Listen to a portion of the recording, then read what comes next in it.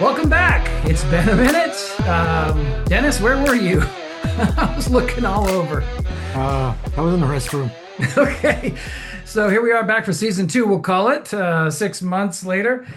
And I was really happy to hear that people actually missed us. I got some people reaching out to me through email, through Facebook, and said, "Are you going to continue the podcast? I was really enjoying it." And I said, "Oh, I didn't know anyone listened to it." He said, "I was about to delete it. I'm so glad you told us that you're going to continue." And what have you been up to besides the toilet, the restroom? Anything exciting? Ooh, exciting. Oh no, we can't talk about it. So yeah, no, nothing. Like, okay, good. That's good radio. Anyway, well, yeah. So we saw our friend Octavio Quintero recently, and it was nice to hang out with him. He's got a project that he'll be mentioning shortly, and we got to hang out. He got to teach a little of my class, and it's always good to see him. Um, we are going to hopefully spend some more time with him in the near future. He wants to pop back onto the podcast after he finishes up some of his other projects and everything. So, but yeah, that was good. We saw him. And Dennis, where did you go? You traveled recently, didn't you? Yeah, I went downstairs. Oh, was No, that? wait, in the past 6 months? Yeah. No, that was me. Yeah, that was you. I was in Florida dodging hurricanes. They love doing things in Florida, and I love Florida, but I've already had to miss multiple events because there's a hurricane that comes in, and they're like, just stay home Mm. anyway. But fun. Well, we have a exciting guest today. Exciting, I say. I'd like to call him Frankie the Dishpan Man Santana from the A-Team, Agent Gomez from White Chicks, or otherwise known as our good friend Eddie Velez, the superstar and good friend and writer, producer, executive producer, and editor of the movie Target Jeremy, also known by other names in different edits. But we'll let him talk about that. Come on in, Eddie. There he is. Hey, hey, How you doing, man? I'm good. How are you? Huh? Good to Good to see see you. you. Yes, good to see your face. Good to see you out there with the horses. Thanks for the intro. Yeah. So, hey, before we get into and again, we've talked about this before. We have a obviously Dennis and I have a connection through Bruce Lee and through the JKD world, but we don't force people to only talk about that. But before we get to that, but All I want to talk about is JKD, man. exactly. That's all. That's it. We won't be able to stop him. But quickly, we were talking a couple days ago about the movie you and I did. Oh, I got to change my background. Um, and you say there is a new edit. What is that? What is that version called now? That's making its rounds in the film What? festival. Special activities. But it's like, okay, cool. Yeah, So, I that's don't know if you that's can the see. that's the TV pilot version. Okay, very good. Yeah, so I love this poster. I have it in actual poster size in frames. My wife won't let me hang it on the wall. Well, Dennis, until we find a good place, you know how that is. Got to find the right place. Yeah, like Bruce's poster outside on the wall. Yeah, Exactly. man. And you know that big poster that you had in your house? Do you Yeah. still have it? It's up on the wall. It was outside of Bruce Lee. Yes, that is the one. Yeah, That's and still. But yeah, I think I got it into the long version of Target Jeremy when I had your family in the scenes yep, in the backyard. Yeah, I it was kept trying to probably get that. I kept trying to get that shot into the movie. it was probably a lot less white. I mean, not whitewashed, Faded. faded. Oh yeah. But yeah, actually, that was purchased for me to have for my class by Mike Blesh. So, who is also We're going to have him on the show here in the near future. Um, the yeah, it's one of those things that's a really big poster. It's beautiful, and we needed something to give it that backyard feel. Something that this is an official. And since then, I've gotten pictures that Tim Tackett had on his garage wall and stuff like that. But I teach outside, so it's like, where am I supposed to hang all this stuff? Mhm. But it's there. Bruce Lee poster still there, man. So how's that all been going? You've been. I mean, this movie still has some life left in it. Yeah, as Target Jeremy, it's done really well in the festivals. It's won a bunch of awards and got a lot of great feedback on the movie. And so that was the feature version, which was about an hour. And I kept trying to get it into some of the more fun short film festivals that I didn't qualify because their cutoff is 40 minutes for Hmm. most of them. And so I challenged myself to see if I could make a shorter version, go from 60 minutes down to 40. So that means I would have to cut 20 minutes. And that was a lot, because the movie was already really tight to begin with. Yeah. And so to go in and start cutting was crazy. But I had to cut out chunks in order to make it work because the movie cuts so fast that you can have a lot happening in a minute.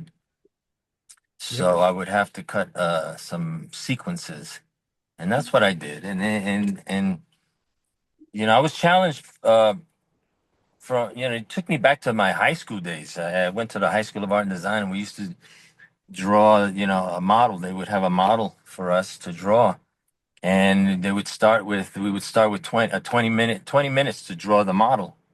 Hmm. And after that, then he would say, "Okay, now you have 5 minutes." They would, change the pose, and you have 5 minutes to draw the model. And then it would go down to a minute, and then 30 seconds, and 10 seconds. Then eventually, it got down to 1 second. You have 1 second to draw the model. And what happens is that you really, in 1 second, you try to capture the scene, the film, I mean, the shot of the person. That's And it took me right back to high school when I was like, okay, I think I can do that. I can. Let me see what I can do. I haven't figured out how to make Target Jeremy into 1 second yet, but I go. But I got it down to, since in order to qualify, like I said, it was 40 minutes max. So I got it down to 39 minutes and 58 seconds. Hmm. So. And awesome. so now it's the tone of the film has changed because before you had more character development, there was a lot of humor, and now what I found out when I went in to cut the chunks, it was mostly the funny parts because they take time to set up. But what happened is that the movie now is more of an action adventure, straight Yep. action. It gets to the inciting incident much faster. And I like it. It's like two different kinds of films now. And Yeah. so I put it out there to a few festivals, and it immediately won. It won a pilot award at a short film festival, and then it won a best editing award. Nice. Yeah, You so must be very proud. I was happy about that. Yeah. And so it's out there now at a few other places. We'll see what happens, Yep. but I'm having fun with it. That's awesome. A lot of people don't know Dennis actually appears in this. Dennis and his son. Dennis has actually helped us out quite a bit with his specialty knowledge of the military and weaponry and things like that. But he does appear in the movie. I So do. if anything looks bad, no, Scott Adams actually did help us a lot as well. But Dennis, from his career background, and I won't mention anything, and he can do that if he wants, but um, it was quite useful and helpful. And Well, I was really, I have footage in case you want it, Dennis. I have footage of your son when he worked the clapper, the Oh, slate. that's He did it a couple times. So yeah, I'll try to locate that. I'll send How it to you funny. because he Uh, was really young. How old is he now? 23? 33. So that means he was wow. He was he Yeah. was he was pretty young. Yeah. You Wow. know, and so, some of the footage, when I look at it, when I was editing, I see your son in the background, and it hit me at some point. I should have written a scene for him, something, make him like this child terrorist or something, something. Since he was there, he was the youngest person on Uh, set. But Yeah, uh, but it was great that at least have that him working the slate because almost everyone at some point worked the slate in that's the good. cast mm, and Yeah, crew. I think I did even. Yeah, oh yeah. Yeah, and then of course Tim Tackett also does appears in the movie as a CIA trainer, like Trainer. He's a yeah. trainer, right? huh. And so it depends on the version. I'm assuming he's still in the new cut. No. No, okay. No, okay. No, that was the big chunk. That was the Chuck. That was one of the big Cut me chunks. out of it too. He cut I every would all my love. scenes. Actually, I have been going back in. I keep trying to find something else to cut in order to get that footage back in there. Yeah, because it's Keep it worth. under 40 minutes. So that I am still trying to do that, and I will.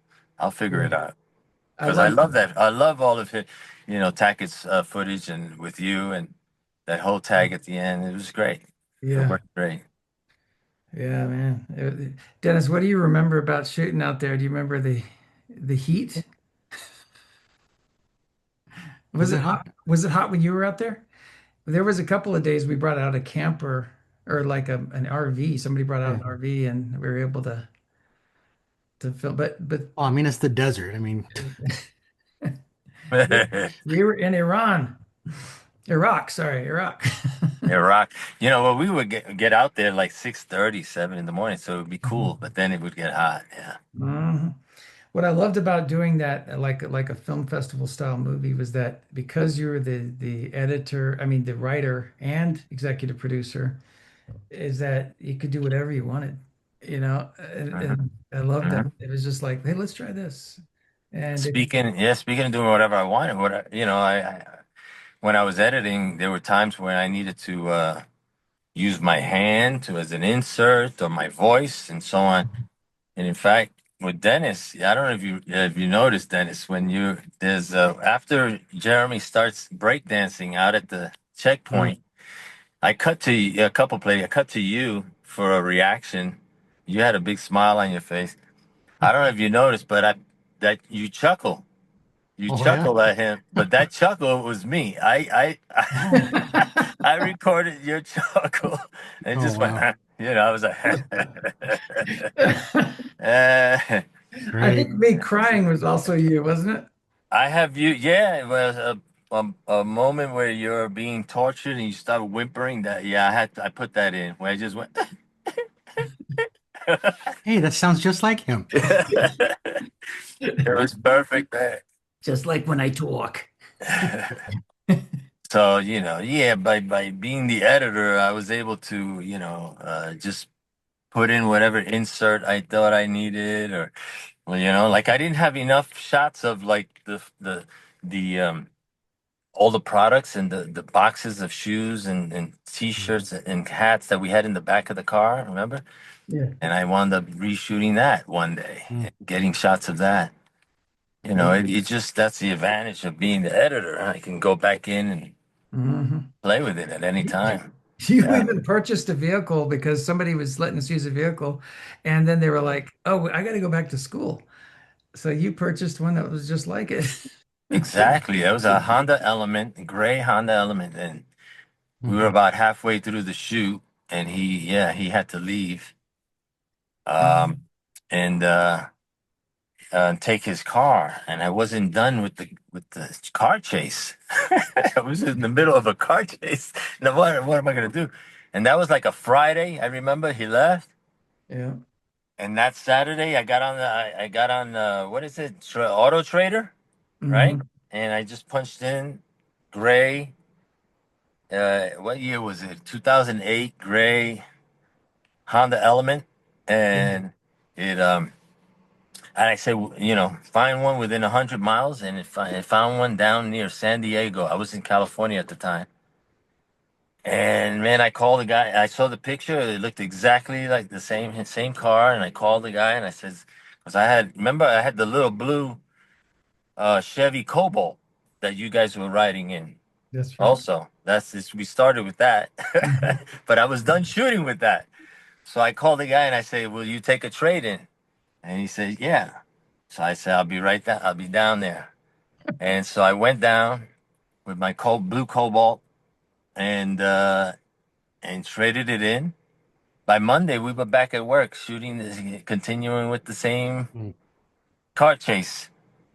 The same, there's a shot where the registration, the little piece of paper that they sometimes attach to the windshield on the inside, Yeah. it's still there. It's there. I forgot to take that off, so there's a shot when you jump in it and race off to the tarmac. Yeah, Yeah, it's still that's on right. there, but Man, that but was so much fun. everything else about it matched. So Didn't one of them have a crack in the windshield too? his car, yeah, had a crack in the windshield. Yeah, I didn't match that, but Well, it kind of worked out for one of the. Doesn't somebody get oh, shot? oh yeah, I think there's a shot where you see it, so it fit this movie perfectly. It was great. Yeah, yeah, yeah. That was so much fun, man. And it was. People are always asking me, where can we see it? And I'm like, are you thinking about like putting it out on Amazon? I know one of your movies is Well, not really. I mean, I still want to keep it alive in the festivals. that's what I've been talking I'm about. actually going to be putting out yet a third version, Okay. Where I'm and not in it at all, right? huh? Where I'm not in it at all. Where you're not in it. It's just it's just Dennis. That's it. It's Missing Oh, Jeremy is what it's called. so 10 seconds. Nice. It's they have this ultra short version. Dennis goes. so yeah, I'll keep playing with that. We'll see where it goes. But I they a lot of these films in these festivals, there are a lot of distributors that show up, but Mhm. right now I'm still trying to have it developed into actually a bigger feature. I'm Yeah. hoping to get someone interested, either wanting to produce a bigger feature version of it or a pilot for a series. I'm using it as a pilot as well, but it's obviously a low budget pilot. Yeah. That was the magic of this movie. It was just trying to figure out how to make the biggest movie possible with the littlest money possible. It was amazing. I've had a lot of actors that have spent a lot of time in the industry and say, "Man, you've got something. You've got something with this movie, man." Oh yeah. And I'm like, Eddie you have connections from all your years in the industry that people were just helping, like bringing their military vehicles out Uh-huh. and their Uh-huh. 30 was it 50 cal gun Yeah. that Dennis was Yeah. on? Yeah. Yeah. And it's like, wow. They're just like, yeah, we'll just bring that up. Yeah. That was Daniel Schoen. Yeah. Dan Schoen. He's one responsible for all of the equipment that we had on the movie, a lot of the wardrobe, Hmm. all of the weapons. It was great. Vehicles, military vehicles, I Yeah. had shot a little short. I had written a horror film a few years ago, and I wanted to shoot just the very first two scenes, just like a visualization, and that's when I met him through Elias, who Yeah. plays, Lieutenant Luciano. And I met him, and he showed up with a cop car and a police motorcycle. And the first two scenes of this horror film that I wrote it took place at a house. So it was a crime. So we did, I used my house in Burbank and put crime scene tape around the place. All my neighbors thought something had happened. It's like, what's with the crime scene? But it worked out great because he parked his police car right in front and made it look like, it was a crime scene. So after I I went to his place out in Apple Valley, Yeah. and he's got this big warehouse garage full of military vehicles. It was just crazy, and he showed me all his weapons, and so I was like, immediately my mind started racing. I said, "Listen, if I can write a film using all of this equipment, can I use it?" And he said, "Yes." And that was that. And that, immediately started trying to figure out a story. And because he was out there in the desert, I figured let's shoot it out here. And Yeah. I saw the desert as like the backlot of a studio backlot. I was like, Oh, yeah. it's a location, and the best part about it is that it's free. There's nobody out there. And So, I didn't even know how many films had been filmed out there. I just because I had driven through there before, and when you told me mhm, about it, and I had seen that dry lake bed kind of thing, and I think I might have been the one that told you about that, or you already knew about it, and we were both thinking about it. But I had taken people on walks there and things, and then I go back and I look at like Highway to Heaven, the opening scene, and a lot of that I think is, and you just see there's a corner where like Bear Valley meets, and there's all these rocks, and you'll see so many things filmed there, and it was crazy. mhm. That, yeah, it was this massive. I Uh, see a lot of commercials that they use that whole Mhm. back that hillside, everything, the Yeah. desert we were at, and but when we were shooting there, we were using the drones, Hmm. right? And we were shooting guns. Hmm. I mean, like, Yeah, and no one was around to bother us. that's right. But Dan told me that since that time, they fenced it off. You can't get in there. Oh, You geez. cannot fly drones. Can't fire guns. Mm. Why not?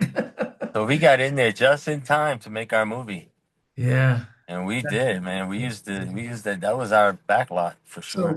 So, if you guys, if those of you listening don't know about Apple Valley, California, or a lot of the high desert, there's a lot of crack house type development in just random areas. And well, we're trying to make a movie that's taking place in the Middle East, war-torn areas. And we drove past an area, it looked like the house blew up. And there's like children's toys on the ground, and it was perfect. Where we set up, where Dennis is with the 50 cal, I don't know what you would call that, just 50 caliber gun, weapon, Mhm. shooter. He's not Gun, gonna help yeah, me. it's a gun. Ma Deuce. Thank you.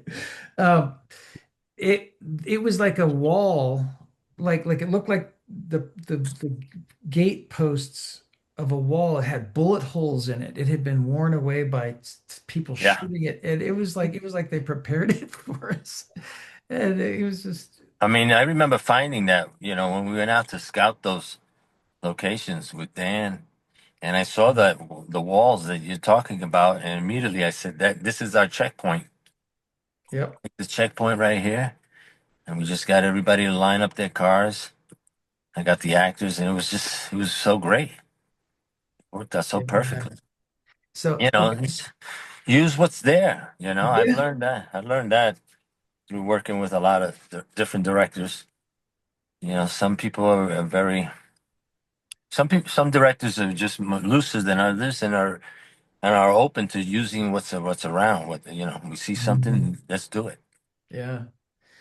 What I just got to tell this quick story because you're talking about all the weapons that Dan had and everything, and we were inside that huge, what would you call that? It was like almost like a warehouse, but it's all metal, right? Still building, yeah. Yeah. Yeah, yeah. And that Thompson that he had, that was it's not like the Tommy gun with the spool. It's the regular clip Stick. stick. Yeah, the Yeah, stick stick clip. only. Um, he he said, "Oh, you want to shoot it? You want to fire it? I've got blanks." It was like a 45. Yeah. Yeah. And so we're in there, and I'm like, "Oh man, put the ear muffs on, or whatever, the headphones to cover your ears, whatever you call them." And Mhm. I'm firing this thing, and it's amazing. And Eddie wants to get a shot with his iPhone. So he's filming the shot, and and I look over, and the casings are zinging right over Eddie's head. I mean, just, No, I got hit with some did you? um what is it, gunpowder, I guess, Oh wow. from a when the Bedouin shoots Zafar, when he meets up with him in the road, and he just shoots Yeah. him. I wanted to get the POV of that shot of Zafar in the car, so I got in the car seat and let him shoot right at me. Man, as soon as he shot, I went, "Whoa, I'm Yeah. hit! What the fuck? I'm down. I'm down. I'm hit! I'm done! Is this the end of Rico?" Shots fired.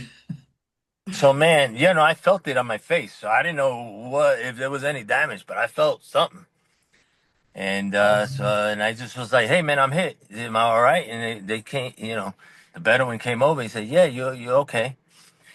But when I saw the footage, I could actually see the gunpowder, little black specks coming onto the camera. It Wow. actually hit the camera because I was holding it. Oh. So that was interesting because I didn't expect that So he aimed the gun right down the right at me. Yeah, oh, okay. you know, and But but it was a blank, I folks. It thought was a he was blank. far enough away. But Yeah. then we shot another one where I shot it from the side, and he let him shoot at the car window where I was seated. But I just stood outside from the side. And I said action, and he shot, and I said, "I'm I'm hit hit. again." I got hit again. What the fuck? It went straight to the side and hit me again. Man, Oh, geez. but I was like, Dennis should have been standing there for all these shots because he would have probably repositioned. yeah, There was one we had, we decided to have, we needed, we have the drone, and drones weren't that famous at the time when we were doing this, because this was a right. lot of time to get this finished because we were on a shoestring budget, as you know, and it was out of your pocket. It was completely out of your own pocket. And so we had this pickup doing donuts to kick up dust so that we could use it for the helicopter come down. And it looks great. I remember looking over there and Eddie's standing there with the camera and the guy's about 4 feet from Eddie doing donuts. And I'm like, oh, we're about to lose our director. I used to ruin takes. Eddie, are you sure you should be that close? He'd look back at me. Man. Yeah. Oh, I got hurt on that movie. 'Cause originally I was playing the Bedouin, Yeah. remember? The Yep. Bedouin sniper. And I shot all those scenes, all of them. But I never knew how to run wearing that smock, that thing they wear, I forget what it's called, but it's long. And I never knew how to run in it, and I kept tripping. I almost busted my ribs on some rocks that I fell on. Oh. And and when I watch the footage back, I hear Dan in the background go, "Oh, Eddie's down again." He saw me in the distance fall down. But then when I when I hired, Antonio Badrani, who plays the Bedouin brilliantly, when I hired him to replace me, I fired myself. he he's from Iraq. So Yeah. he knew how to wear that thing, and he knew how to run in it. And I had no idea. What he did was if you see it, you see it in the movie where he scoops up the skirt and he ties a knot, so it's like waist high, and then he takes off running. I didn't know Girth how your to do loins. that, Yep. so it paid to have an authentic Arab in the role. Yes. Yeah, we had quite a few people that spoke Arabic in the Oh movie. yeah, Didn't have to we fake had it. Nick Faltas, who played Ali Al Majid, also known as the Egyptian, and he actually is from Egypt, so he Mhm. was perfect. He was great in the role, obviously. Yeah, yeah. He had a bunch of guys, that were actually Arabs. So which was great because there were scenes where I asked them to improvise in Arabic, you know, which is why one of the reasons why I fired myself because I was playing the Bedouin, but then I was coming up to the scene where you meet up with the Bedouin, Hmm. and I wanted some actual Arabic words spoken in there, and Yeah. I didn't think I could pull it off, as well as an actual Arab. And then I found Antonio Badrani, who's from Basra, Iraq, and he was perfect. He was able to ad lib in Arabic, and just Hmm. it was perfect, exactly what we needed for the scene. Yeah. That's yeah, man. That was so much fun to make. And I haven't been able to look at the newest edit yet because I want to get it onto a big screen to watch it. So not Oh just yeah, you got to check it out, man. yeah. So okay, so I could talk about that all day, but let me go to some other subjects here. So because we tend to have this constant loop back to Bruce Lee and everything, you do have a love for many things Bruce Lee. How did you get involved with it? And how did Bruce Lee affect you as far as film, if at any? Bruce Lee, man. Bruce Lee was a huge influence in that. I mean, at the time that he came out, do you know the year that Enter the Dragon came out? 73. 73. Wow. Yeah. So I was about, 15, see? So I remember walking out of the theater, you know, going, "Wah!" Doing everything. Oh, trying to, it was just amazing. I was so hyped up after I saw him. I mean, I first saw him in Chinese Connection, and then what was it? The Big Boss, I think it's called. And Yeah. so I saw a few of his Chinese produced films before Enter the Dragon. And then Okay. when Enter the Dragon came out, at that point, I was actually studying martial arts. I had, with my father walking down Times Square, and there was a martial arts school, like on the second story of this building, and I see them up there doing karate and everything. So I told my father, "Oh, I would like to do that." So he took me up there. He signed me up, and this was a great school because they had kung fu, they had karate, and they had judo, and I took them all. I kind of focused more on the karate. It was Shotokan karate. Mm. And so I was into it, I was into breaking boards and all that. I mean, I went to an art school and we had these drawing boards, and I'd be in the back breaking the boards in my school. So, but a friend of mine, because I was working at McDonald's also at the time, and I just recently got, got connected with an old friend who actually was an assistant manager at that McDonald's, Hmm.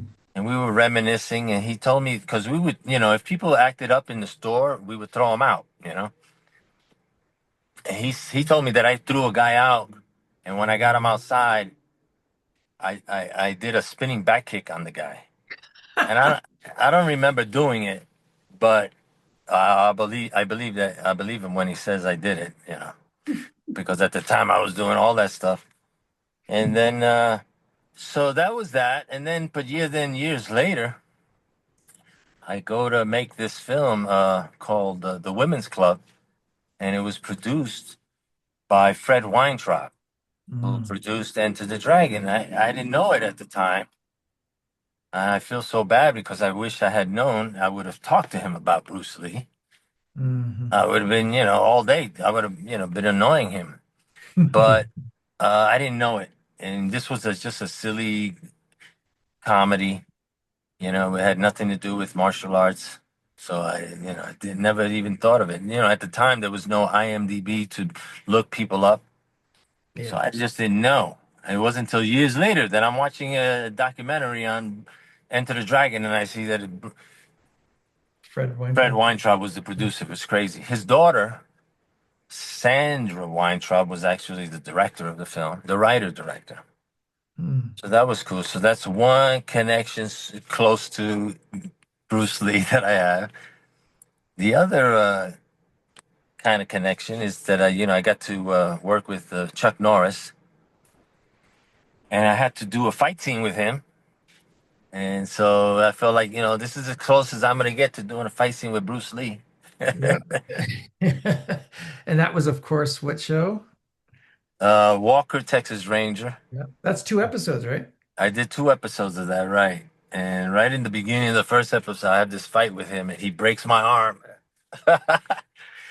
You played a lot of bad guy roles, Yeah, I've done that. Good guys, bad guys. but you played good creepy. You did a good job with. I think in that episode, I think you were a pretty creepy bad I guy, was pretty creepy. I was like a coyote, sex slave kind of guy. Yeah, like a pimp kind of. yeah. Yeah, you were He was taking nasty. He was no good. He needed to get beat up by Chuck Norris. by Chuck Norris. That's good. But so that was great. Just and working with him was interesting because he had like about three doubles. There were three guys that walking around the set that they were dressed and just like him, that looked just like him. They were just maybe about 20 years younger or Yeah, more. And they would do I did the fight scenes with them for the long shots, see? For the yeah, wide shots.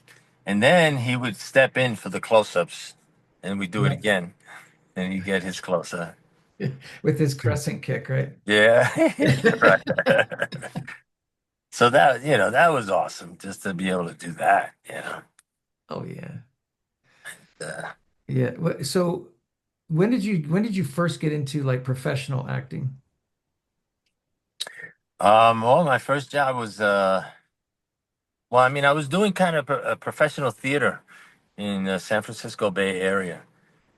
A lot of community theaters up there, and they were very successful and very plays that did very well. Okay. And then when I got to Hollywood, the first job I got was well, actually, I'm trying to get my SAG card, right? So you have to Mhm. like build up points, however you can do it. And I found out that they needed some extras on the show Days of Our Lives, Mm. and that was one way to get so that you can get to your SAG card by getting your Astra card first. And so I did that about 4 different times, and then I got an audition for a pilot, a television pilot for NBC. It's called The Whole Nine Yards at the time. Mm. And eventually went to series. They changed the name For Love and Honor, but it was a military show, Mm. peacetime military. It was on a base, and I played a soldier, which was a trip because I had just gotten out of the Air Force myself, and in the Air Force my hair was short, right? Mhm. And as soon as I got out, man, I just let my hair grow. And the first part I get was the soldier, and they cut all my hair off. so then, so we were out there doing a lot of marching. It was great, and yeah, it was fun. But from that show, I went straight into Bay City Blues, another show for NBC, which was actually a lot more fun than that show because I wasn't marching. I was playing baseball. It was about a minor league baseball team, and I played the shortstop. And I was like in heaven. I'm like, my two biggest loves, making movies and playing baseball. I was doing both at the same time. It was crazy. That was Wow. Bay City Blues for NBC, if I mentioned. What year was that? Do you remember? 1983. So that's before Charlie and Company then. Yes. Okay. Yeah. Yeah. So it was a great time. It's just just got into Hollywood. It was 1983. I was discharged from the Air Force in 1982. Wow. But all that theater training that I did while I was in the Air Force it prepared me. So I was able to step right in. And when that first movie I did, the television show For Love and Honor, I played a guy who was a soldier on the base who sees a young blonde girl walking on the base. I become enamored with her. I flirt with her and so on, but it turns out that she's the general's daughter and she's underage. Mm. That was a problem. But but Mhm. the role was kind of comedic, you know, and there were no Hispanic actors really, other than Eric Estrada, who was on TV at the time, and so the crew, because I love Jerry Lewis, and I don't know, I guess the way I was acting the role, the crew started calling me Jerry Estrada.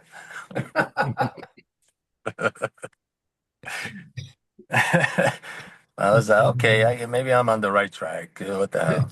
Curious. I'll take it. And the girl that played the girl, her name was Kelly Paulses. Huh. Eventually, she changed her name to Kelly Preston and married John Travolta. Wow. That was the girl. You worked with Kelly Preston. Yeah. Oh, that's cool. And she was really young at the time. We both were. So in Yeah. our 20s. Okay, so what happened next then after that? After Bay City Blues, then what was it? I think it was Behringer's. Yeah. Okay. I did a nighttime soap opera called Behringer's for NBC. That it came on. It was at the time that ABC had Dynasty, CBS had Dallas, so NBC wanted to come up with their own nighttime soap opera like that. Mm. So they came up with this show called Behringer's about a big department store, like Macy's. And Behringer's was the family name, and I worked with a lot of great people on that. Anita Morris, Sam Wanamaker played the lead. Um, there and there were a lot. Yvette Mimieux. There were so many people in that cast. It's amazing. But so I did that for 13 episodes, and then after that, I think it was Charlie and Company. I went into Charlie and Company with Flip Wilson, And who played his wife? Gladys Knight. Gladys Knight. I was like, Yeah, wow. and who played his youngest son, Jaleel White, who Right. was Urkel eventually, but Okay. he was about 9 years old when I worked with him though. Okay, so I have to just tell you there. I was at a shooting for a show Thursday, and the guest was oh man, I'm blanking right now. Her last name's Hopkins. Anyways, she played the aunt on Family Matters. That she was Oh. the guest star. Yeah, so it's just this Thursday. So you worked with Jaleel White, and she's talking about she has a podcast now and But everything. he was just a little kid, but already you could tell this kid had a lot of energy. There was something about Yeah, did I do that? him. Not on that show. That's so Charlie and Company didn't last very long, but it was really cool to work with those people, right? Oh man, it was just, it was just Flip Wilson was the best of all the shows that I worked on. That one, I felt like I could do that one forever because Yeah, my job was to go to work and work on jokes with Flip Wilson. I mean, how that's good does it get? And and he was so great. He he was also very generous. He liked work. He liked working with the guy. The sitcom was again that the networks always try to copy. So at the time, Bill Cosby had his show, and so NBC was trying to come up with their own. Actually, it was CBS, their own Cosby type family black comedy show. So they called on Flip, and they put him in a comedy with the family. But the thing was that Flip, was not that type. He wasn't the family comic. He was more risque, right? yeah. And so he needed that more. And so the show didn't last because it just wasn't really perfect for him. But it was fun to do, fun to work with all Mm. of them, everybody. You can find episodes of Charlie and Company on YouTube still. Oh, really? Yeah, Yeah. and I think I even saw the pilot. It's so if people should you guys should look it up because it was enjoyable. I really enjoyed watching. And there's Eddie at the work. Most of your scenes were at work with Flip, right? With the Yeah, well, I was one of his co-workers at the Roads and Highways Department in Chicago. But yeah. and it was great because I was the draftsman. I had a drafting table that I sat at just like I had in high school. And now I'm doing so I was actually, I felt like I was just sitting at a drafting table like I did in high school. It was awesome. And it was a great role because I would just you step in with a one-liner here and there. There was one episode I'm really proud of that where every sick series at the time they would eventually, when you have an ensemble, eventually they focus an episode on each one of the ensemble players, and there came an episode that they focused on my character Oh wow. where his daughter Flip Wilson shows up at the office with his daughter. It's like, I don't know, to show her the way he worked, and she met me and then gets a crush on me. So that was the episode about her having a crush on me and me having to let her down easy somehow. So I go to their house and we all conspire to kind of let her down. So that was great. But what was awesome, really awesome about that was that the episode was written by Bill Richmond, who was Jerry Lewis's writer. He wrote The Nutty Professor, Cinderella. There's a whole bunch of films that he wrote with Jerry Lewis. And so that's my 1 degree separation from another one of my heroes, Jerry Lewis. Jerry Estrada. He wrote, yeah. So, Bill Richmond wrote it, and I was like, I can't believe Bill Richmond, Jerry's co-writer, wrote my episode. So, Wow. those are the kind of things that stay with you, in a career where you go from job to job, and every now and then something special like that happens. One. All right, that's where we're going to cut it for today. We got Vince here, a longtime member of the Hey, Wednesday night group, as we have to cut this episode short, and Mr. Blue was not available. But hey, what a deliciously wonderful interview so far, huh?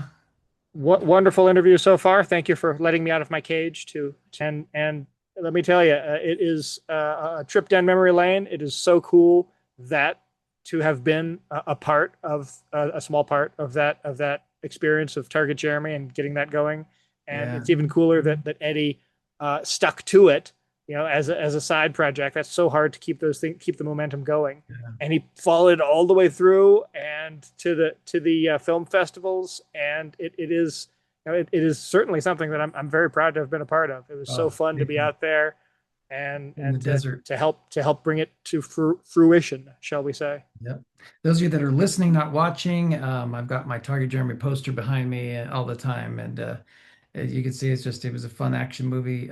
Eddie does mention, if you were paying close attention, that he's not ready to release it yet. So it's going to film festivals. He's still got different cuts, different edits, and stuff like that. So we're hoping for a release somewhere, maybe Amazon or something at some point, and maybe the Yeah. long version.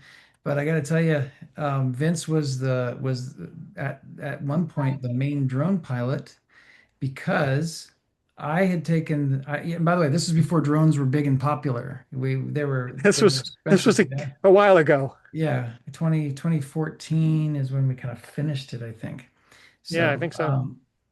but anyway, we had to get aerial shots. We couldn't really hire big military helicopters. So anyway, thanks for being part of that, Vince. And of course, he got to be a lot of the behind the scenes and help me with the fight Yeah, and scenes and all that kind of fun stuff. Did a and lot of Eddie is a choreography. great guy, and again, he had a vision, and he brought it through, and Yeah. he had some great connections to get some other actors, some talent out there, and the gentleman up there in the high desert with all of his cool toys that he lended to the production. Dan, yeah. Oh my goodness, Dan made such an impact. It's actually what Eddie pointed out. motivated him partially to write the movie. He's like, look at all this stuff. Sometimes I was hoping it was just me. He met me and was like, I see a movie. It was part of it. But anyways, thanks guys for listening. It's so great to hear from some of you. Like I mentioned, there was one person in particular, and we've heard people questioning, asking when we're coming back, and we'll call this season 2. So be ready for the second part of this interview. I think you'll admit it, you'll agree with me. It was great so far. It gets even better and even more funny. And this you find some really cool information. We talk about a little bit about white chicks and some other really cool things in the next episode. So I can't wait. come on back. Yeah. Yeah.